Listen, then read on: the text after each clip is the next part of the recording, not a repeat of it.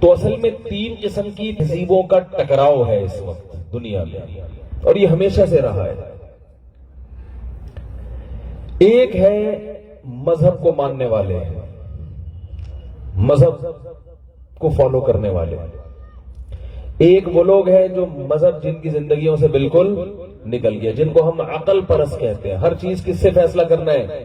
کھوپڑی استعمال کرنی ہے، مولوی کیا کہتا ہے، مذہب کیا کہتا ہے، اللہ کی کتاب کیا کہتی ہے، ان کو ماننا ہی نہیں ہے۔ مذہب کا استعمال لوگوں نے کیا تو ایسا استعمال کیا کہ عقل کو بالکل ہی بالائے طاق رکھ دیا۔ یہ لوگ بھی گمراہ ہوئے۔ ہندو مذہب کو فالو کرتے ہیں، ہندوازم، لیکن جب مذہب کو فالو کرتے ہیں تو مذہب پہ جو عقلی اعتراضات ہوتے ہیں ان کا ان کے پاس کوئی جواب، بولو بھائی، نہیں ہوتا۔ ہندو جب بت کے سامنے جھکتا ہے اسے لاکھوں بار سمجھایا جائے کہ بھائی تو اپنے بنائے ہوئے، اپنے ہاتھوں سے تراشے ہوئے خدا کے سامنے کیوں جھکتا ہے؟ الہم ارجل یمشون بہا ام لہم ایدی یبطشون بہا ام لہم آذان یسمعون بہا ام لہم اعین یبصرون بہا۔ اس کمبخت کے پاؤں ہیں جس سے یہ چل سکتا ہے، اس سے اچھا تو ہے، تو ان ٹانگوں سے چل تو سکتا ہے۔ یہ مستنڈا تو جہاں لا کے بٹھایا وہیں کا وہیں بیٹھا ہوا ہے، اٹھ نہیں سکتا۔ یہ مستنڈا پتہ ہے نا کسے کہہ رہا ہوں؟ اس بھگوان کو جو پتھر کا بنا ہوا بھگوان انہوں نے رکھا ہوتا ہے۔ یہ تو ہل نہیں سکتا کمبخت اپنی جگہ سے۔ تو ہندو مذہب، عیسائی مذہب، یہودی مذہب، سکھ مذہب، ان لوگوں نے مذہب کی تعلیمات ان کے ہاں ایسی ہیں کہ ان میں عقل اگر استعمال کریں گے تو مذہب پہ چلنا آپ کے لیے ممکن۔ بولنے پر پابندی نہیں لگائی بھائی گورنمنٹ نے، بولے نا۔ پھر اگر آپ تھوڑا عقلی ان سے سوالات شروع کر دیں نا، کیوں ایسا، کیوں ایسا، کیوں، تو بولے بھائی جاؤ مندر سے باہر جاؤ، وہ مندر میں آپ کو بیٹھنے نہیں دے گا۔ ہندو گائے کی پوجا کرتا ہے، دلیل یہ دیتے ہیں کہ بھائی گائے دودھ دیتی ہے تو دودھ تو بکری بھی دیتی ہے بھائی، اور بھینس کا دودھ مارکیٹ میں زیادہ چلتا ہے۔ اس بھینس بیچاری نے کیا بگاڑا ہے آپ کا؟ جتنا اتنا گاڑا خوشبودار دودھ، اتنی موٹی ملائی، اس کو تو لفٹ نہیں کرا رہے ہیں، اور گائے جو پتلا دودھ دے رہی ہے اس کے جناب پیشاب سے نہا رہے ہو آپ بیٹھ کے۔ کل میں نے ایک ویڈیو دیکھی، ایک ہندو گائے کے پیشاب میں نہا رہا ہے۔ وہ بہت کرتے ہیں یہ کام، تو پیتے بھی ہیں، نہاتے بھی ہیں، اور پتہ نہیں کیا کیا کرتے ہیں گائے کا۔ اس کو ذبح نہیں کرتے، یہ ماں ہے۔ ایک صاحب تھے، ان سے بحث ہو رہی تھی ہندو کی کہ تم کیا گائے کا دودھ نہیں پیتے؟ انہوں نے کہا نہیں، میں تو بکری کا پیتا ہوں، پیتے ہی نہیں گائے کا۔ تو ہمارا پھر بھگوان کو بکری ہو گیا کیا؟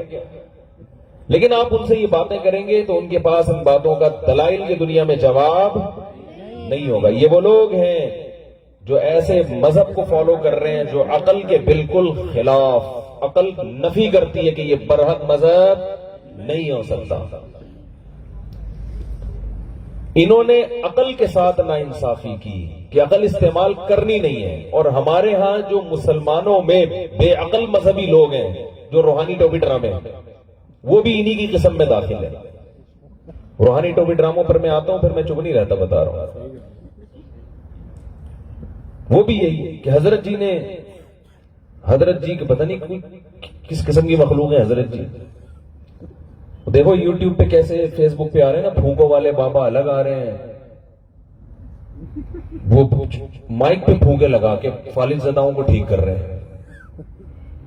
تو لوگوں کا جم غفیر ہے، عقیدت میں اندھے ہوئے ہیں لوگ۔ یہ نہیں دیکھتے کہ کسی کی پھونکوں میں اتنی طاقت ہوتی تو وہ خود بیمار ہوتا۔ کوئی پھونک سے کینسر کا علاج کر رہا ہے، کوئی یوں کر کے کوڑ کے مریض کو ٹھیک کر رہا ہے، وہ خود اسی مرض میں مر رہا ہے بیچارہ۔ تو یہ مسلمانوں میں بھی ہیں ان لاجیکل باتیں، ایسی باتیں جن کا نہ سر نہ پاؤں۔ استخارے نکال کے آپ دیکھو کیا کچھ ہو رہا ہے معاشرے میں۔ استخارے کی ایک حقیقت ہے، سنت عمل ہے، لیکن اس میں نکلتا بگلتا کچھ بھی نہیں ہے، نکلے گا کچھ بھی نہیں۔ وہ آپ کا اپنا دماغی تخیل ہوگا اگر کچھ نکل کے آیا ہے۔ دعا تو ہے کہ اللہ جو بہتر ہے مقدر کر دے، بہتر نہیں ہے تو ہٹا دے میرے دماغ کو۔ کرنا وہی ہے جو کھوپڑی میں آ رہا ہے۔ ایک صاحب مجھے کہنے لگے کہ استخارے کے بعد اگر ذہن میں کچھ آئے تو کیا کرنا ہے؟ میں نے کہا استخارے سے پہلے بھی وہی کرنا ہے جو کھوپڑی میں آ رہا ہوں، استخارے کے بعد بھی وہی کرنا ہے جو کھوپڑی میں آ رہا ہوں۔ دنیا میں اس سے بڑا بے وقوف کوئی نہیں ہے کہ کھوپڑی میں آ کچھ اور رہا ہو کر کچھ اور رہا ہو۔ تو استعمال شریعت ہمیں حکم دیتی ہے، استعمال کس کا کرنا ہے؟ آپ نے دماغ نہیں، کھوپڑی۔ دماغ کا لفظ یاد نہیں رہتا، کھوپڑی کا لفظ یاد رہ جاتا ہے۔ جب استعمال کا ٹائم آ گیا نا، اگر میں کہوں گا دماغ استعمال کرنا ہے، بھول جائیں گے، پتہ نہیں مفتی صاحب نے کیا کہا تھا، کیا استعمال کرنا ہے۔ کھوپڑی کا لفظ بولوں گا تو کیا سمجھ میں آئے گا؟ بھائی یہ کھوپڑی جو اللہ نے دی ہے اتنی بڑی اخروٹ کی طرح، اس کا استعمال کرنا ہے۔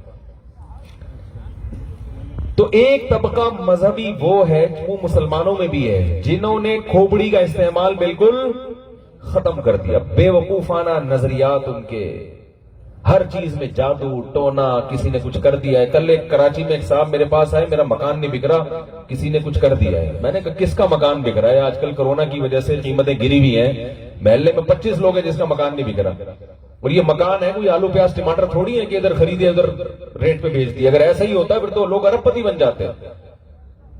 تو بس کوئی بھی کہہ دے کسی نے کر دیا ہے، کسی نے یہ کر دیا، کسی نے وہ کر دیا، تو بس ہوتا ہے، بس وہ فوراً یقین کر لیتے ہیں۔ تو ایک طبقہ یہ وہ ہے جس نے مذہب کو بدنام کیا، چاہے وہ ہندو ہو۔ مسلمانوں میں بھی ایسے لوگ ہیں جو کھوپڑی کا سرے سے استعمال، بولتے کیوں نہیں بھائی؟ کرتے ہی نہیں ہیں۔ ان لاجیکل باتیں، گراؤنڈ ریئلٹی سے ہٹ کر باتیں کرنا، یہ اس پہ فخر محسوس کرتے ہیں۔ یہ سمجھتے ہیں اگر ہم وہی باتیں کریں نا جو عقل کے مطابق ہیں تو لوگ کہیں گے یہ تو نارمل بات ہو گئی۔ تو آپ حضرت جی تو وہ ہوتے ہیں جو ایسی باتیں کریں جو کسی کی کھوپڑی میں آئی نہیں۔ یہ پہنچے ہوئے بزرگ ہیں۔ جتنے روحانی عامل آپ کو ملیں گے نا یوٹیوب پہ، ان کی باتیں خدا کی قسم کسی کی سمجھ میں نہیں آتی، اور لوگ اسی پر عقیدت کرتے ہیں یار یہ کوئی بہت ہی علوم ہے، علوم یہ بہت گہرے علوم ہیں جو حضرت جی ہی کی سمجھ میں آ سکتے ہیں، ہماری سمجھ میں نہیں آ سکتے۔ قرآن سے زیادہ گہرے علوم ہیں کسی کے پاس؟ لیکن وہ تو الحمد سے لے کے والناس تک اتنا آسان ہے، ہر شخص کی عقل کو اپیل کرتا ہے۔ تو ایک طبقہ وہ ہے جو عقل کا استعمال سرے سے کرتا ہے ہی نہیں، بس وہ ہوائی باتوں پہ چل رہا ہے، ایران توران۔ دوسرا طبقہ وہ ہے جس نے عقل کو ایسا خدا بنایا ہے کہ وہ یہ بھی نہیں جانتا کہ عقل خود کہتی ہے کہ عقل کی صلاحیت محدود ہے، لامحدود۔ انسان کو کوئی قوت اللہ نے لامحدود نہیں دی ہے۔ یہ جو خاص طور پہ ہمارے نوجوان لڑکے بیٹھے ہیں نا، یہ ذرا غور سے باتیں سنیں، میں کہنا کیا چاہ رہا ہوں۔ یہ جس چیز کی طرف جا رہے ہیں نا وہ گمراہی کا راستہ ہے۔ ایک طبقہ وہ ہے جس نے عقل کو، دیکھو اللہ نے ہمیں جتنی صلاحیتیں دی ہیں محدود ہیں۔ میں ایک حد تک بول سکتا ہوں، میری آواز ایک حد تک جا سکتی ہے، ایسا نہیں کہ میں اتنا چیخنا شروع کر دوں کہ میری آواز دوسرے شہر تک جانا شروع ہو جائے، گلا بیٹھ جائے گا۔ بولنے کی طاقت ایک حد تک، دیکھنے کی طاقت اللہ نے آنکھیں دی ہیں، آپ دیکھتے ہی نہیں ہیں، ان آنکھوں سے اندھے ہو کے چل رہے، یہ بھی برا ہے۔ لیکن آپ اگر یہ سمجھو کہ میری آنکھیں لامحدود دیکھ لیں گی، مجھے دیوار کے پیچھے بھی نظر آنا شروع ہو جائے گا، تو یہ آپ کی حماقت اور آپ کی بھول ہوگی۔ آپ کے ہاتھوں میں وزن اٹھانے کی صلاحیت محدود ہے، لامحدود نہیں ہے۔ تو یہ کیسے ممکن ہے کہ عقل لامحدود چیزیں سوچنا شروع کر دے؟ تو مذہب ہمیں بتاتا ہے۔ اچھا انگریز نے کیا کیا؟ اس نے عقل کا غیر ضروری استعمال کرنا شروع کر، جہاں عقل رہنمائی نہیں کرتی وہاں بھی اس نے کھوپڑی استعمال کرنا شروع کر دیا۔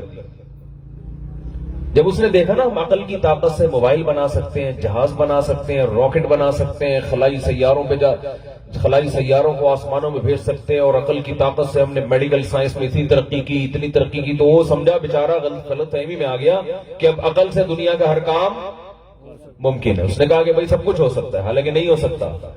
چند سوالات ایسے ہیں جن کا آپ کے پاس عقل استعمال کر کے جواب آپ کو، یعنی عقل وہاں خاموش ہے کیونکہ وہ چیزیں عقل کے دائرہ کار میں ہی نہیں آتی ہیں، وہاں تک عقل پہنچ ہی نہیں سکتی ہے۔ ساتویں آسمان کے اوپر کیا ہے آپ کو کیا پتا کیا ہے؟ اب کوئی سائنسدان بیٹھ کے بتانا شروع کر دے یہ ہے تو اب تو پھینک رہا ہے بھائی، تو جھوٹ بول رہا ہے۔ وہاں تک کوئی گیا نہیں ہے تو بتائے گا کیسے؟ اس کائنات کی ابتدا کیسے ہوئی یہاں عقل پہنچ نہیں سکتی. پہلا انسان دنیا میں کیسے آیا یہ عقل کا کام نہیں ہے، اس کا تعلق ہسٹری سے ہے. دیکھو پاکستان کیسے وجود میں آیا یہ کوئی سائنسدان بتائے گا؟ بولتے کیوں نہیں؟ یہ لیبارٹری میں پتہ چلے گا. اس کا تعلق ہسٹری سے ہے. مخبر صادق بتائے گا. جو سچی خبر دینے والے لوگ ہیں ان پر اعتماد کیا جائے گا کہ بھائی وہ بتائیں گے کہ پاکستان کس نے بنایا، کیسے بنا، اس وقت کیا ہوا، کس سن میں بنا. یہ سائنس اور میڈیکل سائنس کا ٹاپک نہیں ہے. اب یہ چیزیں بھی ڈاکٹر سے جا کے آپ پوچھو کہ پاکستان کس نے بنایا، کیوں بنایا، ڈاکٹر کہے گا بھائی مجھے کیا پتا، مجھے تو یہ پتا ہے تیرے گردے کیوں بنائے گئے، کیوں اور کس کام کے لیے بنائے گئے. گردے کے بارے میں تجھے بتاؤں گا، پاکستان کے بارے میں نہیں بتاؤں گا. انسان کیوں پیدا ہوا، کیسے پیدا ہوا، پہلا انسان دنیا میں کیسے آیا، خدا نے اس کو کیوں بنایا، ان باتوں کا سائنسدانوں کے پاس کوئی جواب نہیں ہے. یہ باتیں وہ بتا سکتا ہے جس نے پیدا کیا ہے. بنانے والا بتاتا ہے کہ میں نے کیوں بنایا. اب سائنسدان کے پاس جب اس کا جواب ہی نہیں ہے کہ انسانوں کو کیوں پیدا کیا گیا تو سائنسدان یہ بتائیں گے کہ انسانوں کی صحیح زندگی کیا ہے اور غلط زندگی کیا ہے. یہ بتا سکتے ہیں وہ؟ دیکھو جس کو منزل ہی کا پتا نہ ہو کہ میں نے جانا کہاں ہے تو اسے کیا پتا کہ صحیح ٹریک کون سا ہے اور غلط ٹریک کون سا ہے. میں ایک مثال سے سمجھاتا ہوں، چونکہ کراچی کے ہیں تو مثالیں کراچی کی ہمارے دماغ میں آ رہی ہوتی ہیں، یہاں کا مجھے زیادہ پتا نہیں ہے. کراچی میں ایک جگہ ہے سہراب کوٹ، نام سنا ہوگا. کوئٹہ جانا ہو، پشاور جانا ہو، بندہ کہاں جاتا ہے؟ سہراب کوٹ.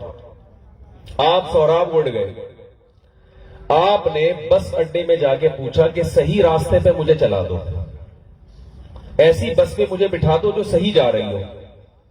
اس نے کہا بھائی ساری صحیح جا رہی ہیں. آپ نے جانا کہاں ہے؟ آپ نے اگر جانا پشاور ہے تو کوئٹہ کی بس آپ کے لیے غلط ٹریک پہ جائے گی، وہ ٹریک آپ کے لیے صحیح بولنا پڑے گا بھائی آپ کو، وہ ٹریک آپ کے لیے صحیح نہیں ہوگا. آپ نے جانا ٹھٹھا کی طرف ہے، بیٹھ گئے پشاور کی بس میں تو یہ صحیح ٹریک ہے یا غلط ٹریک ہے؟ ٹریک بذات خود نہ صحیح ہوتا ہے نہ غلط ہوتا ہے.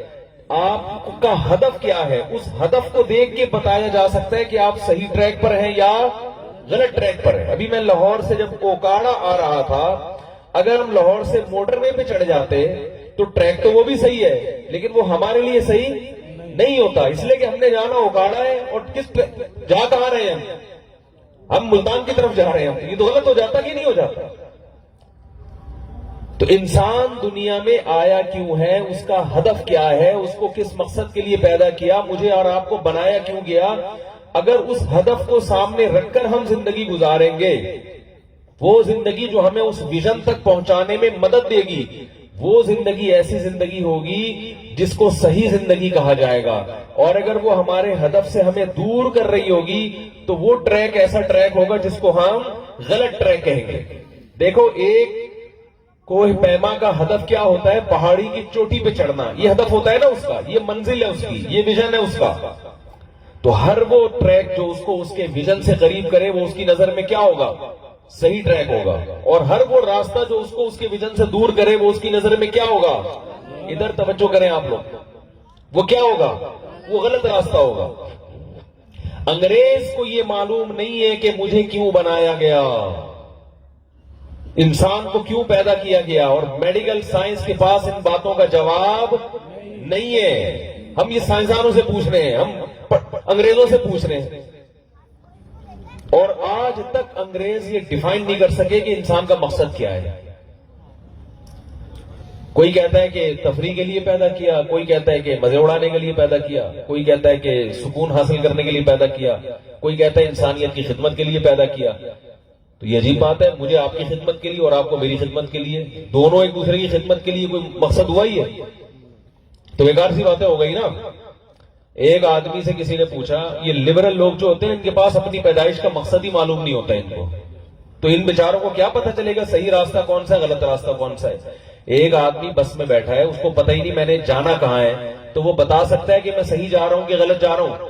میرا خیال ہے پولیس بلوانی پڑے گی، سمجھ میں بات آ نہیں رہی ہے. دیکھو ایک آدمی بس میں بیٹھا ہے، اس کو پتہ ہی نہیں کہ میں نے ملتان جانا ہے کہ پشاور جانا ہے، وہ فیصلہ کر سکتا ہے کہ یہ جو بس ہے میری صحیح سمت میں جا رہی ہے یہ غلط سمت میں جا رہی ہے؟ بولو بھائی. تو ایک آدمی کو پتہ ہی نہیں ہے، یہ زندگی بھی ایک سفر ہے نا، اس کو پتہ ہی نہیں کہ میری منزل ہے کیا، میرا ہدف کیا ہے جو مجھے حاصل کرنا ہے. تو اسے کیسے پتہ چلے گا کہ میری زندگی صحیح سمت میں چل رہی ہے یا غلط سمت میں؟ سمت کا تعین جب تک نہیں ہوتا تو سفر کے صحیح یا غلط ہونے کا فیصلہ آپ نہیں کر سکتے. تو جس قوم کے کو یہی نہیں پتا کہ ہمارا ہدف کیا ہے، آپ ان سے پوچھیں وہ سر دیواروں سے جا کے مار لیں گے، ان کے پاس اس کا جواب نہیں ہوگا کہ ہم کیوں ہیں. ایک صاحب کہنے لگے، میں نے ان سے پوچھا کہ لبرل لوگ جو ہے نا، جو مذہب کو نہیں مانتے، ویسے بڑے فنٹر بنتے ہیں، دو چار باتیں آپ ان سے پوچھ لو تو پھس جیسے ہوا نکلتی ہے نا کسی غبارے سے، ایسے ہی.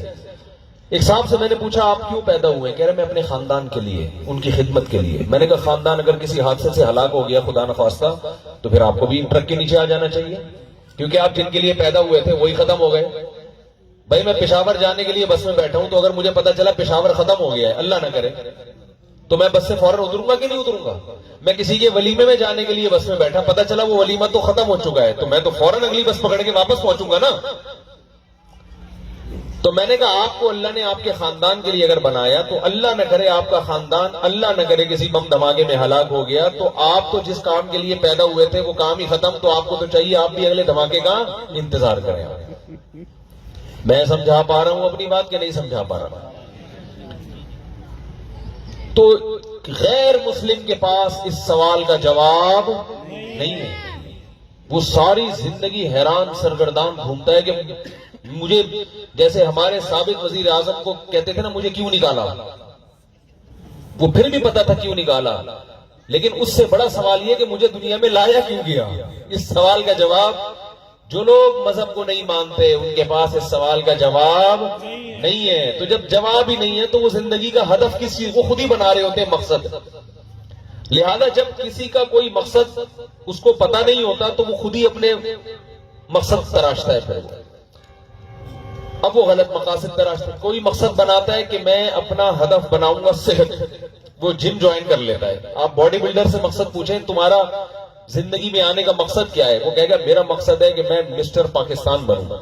یہی مقصد ہے نا.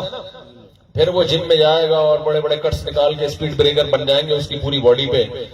اگر کوئی کھٹمل بھی چلنا چاہے تو اتنے اس کو راستے میں وہ آئیں گے نا اسپیڈ بریکر، وہ نہیں چل سکتا. باڈی بلڈروں کے جو باڈی ہے نا اس پہ آپ کو پتا ہے کیسے کٹس وٹس بنے ہوئے ہوتے ہیں. تو وہ ہدف اس نے بنایا کس بات کو کہ میں کیا بنوں گا، سب سے بڑا بلڈر. یہ غلط ہدف ہے، اس لیے کہ آپ سب سے بڑے بلڈر بننے کے بعد دوبارہ آپ کا زوال شروع. دنیا میں کبھی ایسی چیز کو مقصد نہیں بنایا جاتا کہ جس تک پہنچنے کے بعد وہ آپ سے چھن جانے کا پورا پورا آپ کو یقین ہو. یہ دنیا میں کوئی پاگل یہ کام نہیں کرتا. بولنے میں کیا جا رہا ہے؟ نہیں کرتا. دنیا میں کوئی پاگل ایسی چیز کو ہدف نہیں بناتا کہ جس ہدف کو حاصل کرنے کے بعد آپ کو یقین ہو کہ یہ پھر مجھ سے واپس چھین لیا جائے گا. یہ تو پاگلوں والا کام ہو گیا نا. آپ نے ہدف بنایا کہ میری صحت دنیا میں سب سے اچھی ہوگی، میں دنیا کا سب سے بڑا بلڈر بنوں گا.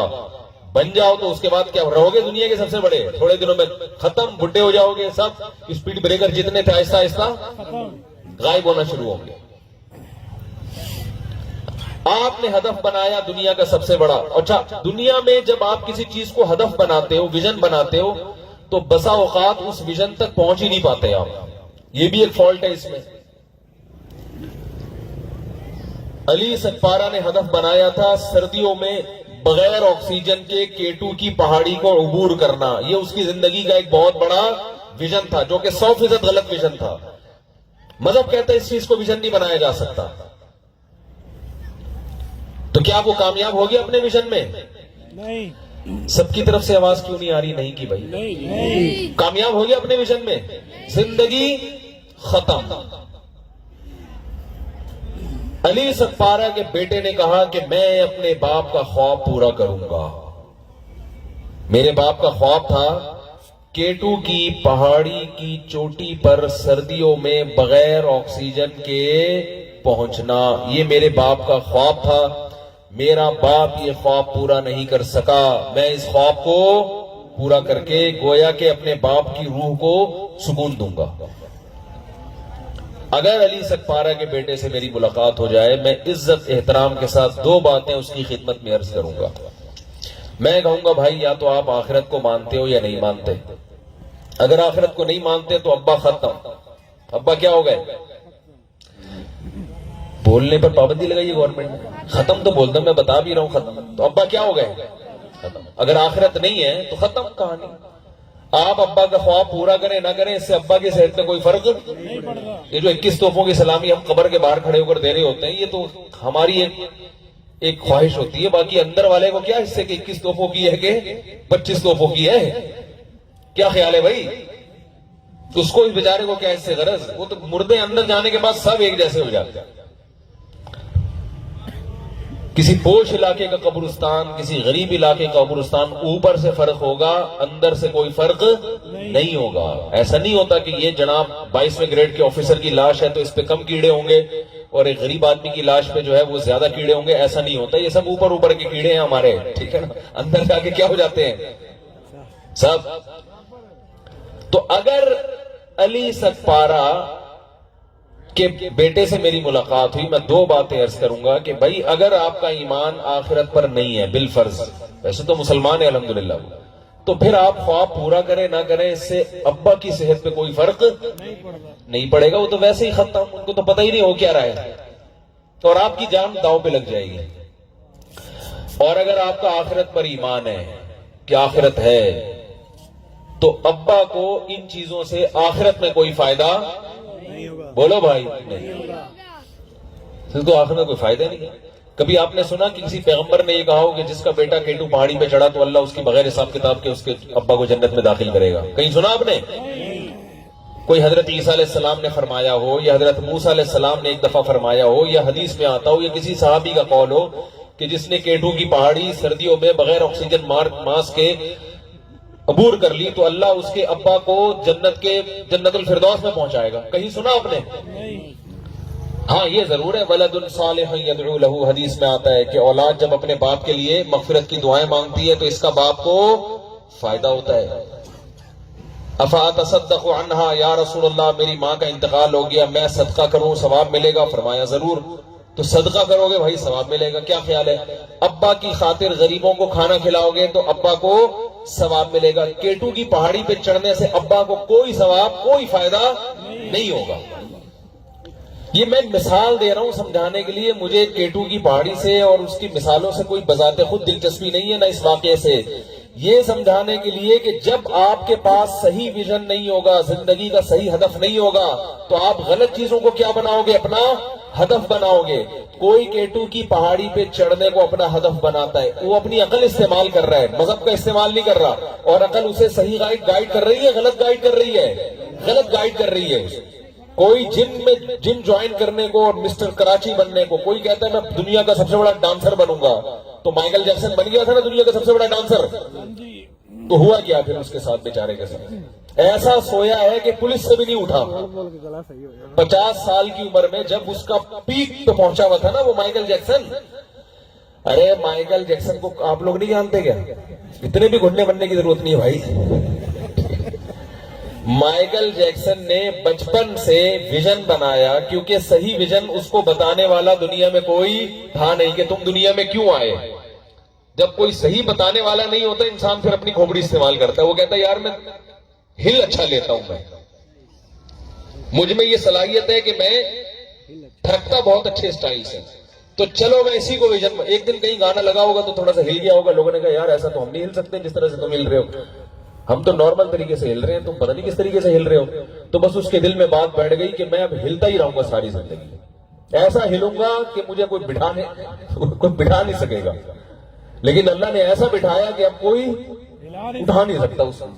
بہت ڈاکٹروں نے دھکے لگائے، جھٹکے لگائے، بھائی اٹھ کیا ہو گیا، تو تھرکتا تھا، تو کیا ہو گیا؟ وہ بزبان حال کہنے لگا مجھے پولیس بھی نہیں اٹھا سکتی۔ تو مائیکل جیکسن نے ویژن بنایا کہ میں ڈانسر بنوں گا دنیا کا، اور میرے ایک جو ہے نا وہ جب میں اسٹیج پہ ناچوں تو دنیا جو ہے نا وہ آشش کر اٹھے گی. اور ہوا ایسا. ہر ڈانسر اپنے ویژن میں کامیاب نہیں ہوتا, لیکن مائیکل جیکسن ترقی کی اس معراج تک پہنچا جس کے بارے میں کہا جاتا ہے کہ اب تک کوئی ڈانسر وہاں تک نہیں پہنچا, کوئی گلوکار وہاں تک نہیں پہنچا. لیکن پہنچنے کے بعد ہوا کیا ہے, ایک دن سوئے اور صبح پولیس بھی ایسے ہی انتقال ہوا نا اس کا. پتہ نہیں آپ کس دنیا میں رہتے ہیں یار. میں کوئی مائیکل جیکسن کے پروگرام دیکھتا نہیں ہوں, یہ تو مشہور باتیں ہیں نا. مائیکل جیکسن 50 سال کی عمر میں اتنا صحت مند کہ ہر وقت ڈاکٹروں کی ٹیم, اس نے گردے بک کروائے ہوئے تھے کمبخت نے, معذرت کے ساتھ. گردے بک, ہم لوگ تو ایسا کرتے ہیں نا کہ چلو میں مر گیا تو وہ پلاٹ وہاں خرید لیا, بچوں کے کام آئے گا. مائیکل جیکسن نے اپنی باڈی کے جتنے پارٹس ہیں نا وہ بک کروائے ہوئے تھے. مثال کے طور پر کڈنی کسی کا بھی کسی ٹائم فیل ہو سکتا ہے, تو اس نے پہلے سے بندے خریدا ہوا تھا. دیکھا بھائی یہ وسیم بھائی کے کڈنی بڑے خاندانی قسم کے ہیں, تو وسیم سے ایگریمنٹ کر لو. ان کے یہاں جو بھی وسیم ہوتا ہوگا, تو وسیم بھائی سے رابطہ کیا کہ یار تیرے کڈنی بڑے خاندانی ہے, میں تجھے ہر مہینے 50 لاکھ روپے دیا کروں گا, لیکن تو مجھے انشور کرے گا اس بات میں کہ اگر میرے گردے خراب ہوئے تو پھر یہ تیرے گردے تیرے نہیں رہیں گے, فوراً یہاں آ جائیں گے. دنیا میں کسی کو ایسا پاگل دیکھا آپ نے؟ نہیں دیکھا. ہر پارٹ, صرف گردے نہیں, ہر چیز کہ اگر یہ خراب ہو گیا تو یہ سلیم بھائی سے لوں گا میں. کوئی سلیم بھائی بیٹھے ہوں تو معذرت. یہ خراب ہو گیا تو وسیم کباڑیا, یہ خراب ہو گیا, گھٹنا خراب ہو گیا تو وہ جو ہے نا وہ عبدالستار, اس کے گھٹنے سنے بڑے خاندانی ہیں, تو بال وہاں سے لے کے لگائی جائے گی. ہر جسم کی, ہر باڈی کا ہر عضو خرید چکا تھا وہ, زندہ آدمیوں کا, کہ اگر خراب ہوا تو تو لگائے گا. ہر وقت شوگر لیول چیک ہو رہا ہے, ہر وقت بلڈ پریشر چیک ہو رہا ہے. ڈاکٹروں کی ٹیم 24 گھنٹے کے, اس کو اگر چھینک بھی آئی ہے تو اگلی چھینک آنے سے پہلے پرانی چھینک کا ٹیسٹ ہونا چاہیے کہ یہ کیوں آئی ہے. اگلی چھینک پہ ڈاکٹروں کو جرمانہ ہوگا کہ ایک چھینک تو آ گئی, کیوں آئی ہے اس کی رپورٹ جب تک پیش نہیں ہوگی دوسری چھینکنے کی اجازت نہیں ہے. ہاتھوں میں دستانے پہن کے گھوم رہا ہے کہ کسی کے جراثیم, ہم تو کورونا میں گلے مل رہے ہیں, جھپیاں پا رہے ہیں ایک دوسرے کو, اور وہ نارمل حالات میں دستانے پہن کے گھوم رہا ہے, گلوز پہن کے گھوم رہا ہے کہ کسی کے جرمز مجھے نہ لگ جائیں. چھینکنا تو دور کی بات ہے, کوئی اس کے منہ پہ چھینکے یہ تو سوال ہی پیدا نہیں ہوتا. اتنی حفاظت, اور دنیا میں اب اس کا سب سے بڑا پروگرام ہونے والا تھا. کہا جاتا ہے کہ اس سے پہلے اتنا بڑا کوئی پروگرام اس طرز کا نہیں ہوا. لاکھوں کروڑوں میں ٹکٹ بکے ہیں, اور مائیکل جیکسن پوری تیاری کے ساتھ اپنی پوری ٹیم کے ساتھ رات کو آرام کرنے کے لیے لیٹا ہے. صبح پولیس نے بھی کوشش کی ہے اٹھانے کی, مگر بولتے کیوں نہیں بھائی؟ ڈاکٹر کہہ رہے ہیں حیران ہے اس کو ہوا کیا ہے. اب تو پھر بات نہیں, کسی کو کہہ رہے اس کو یوں کسی نے مارا ہے, کوئی کہہ رہے جو بھی ہے اللہ نے اپنا کام کر دیا. بولو بھائی, کر دیا. اللہ نے کہا تو اپنے ویژن میں ناکام. یہ جو کامیابی تجھے ملی تھی نا, یہ وقتی تھی, عارضی تھی. یہ کامیابی ہم نے ایک دم تجھ سے چھین لی ہے. اس مثال سے پتہ یہ چلا کہ مائیکل جیکسن کا جو ویژن تھا, دنیا میں آنے کا جو مقصد اس نے بنایا تھا, وہ مقصد درست نہیں تھا, وہ نہیں تھا. تو پھر ہے کیا؟ یہ بات آپ کی کھوپڑی آپ کو نہیں بتائے گی, یہ وہی بتائے گا جس نے ہمیں پیدا کیا ہے.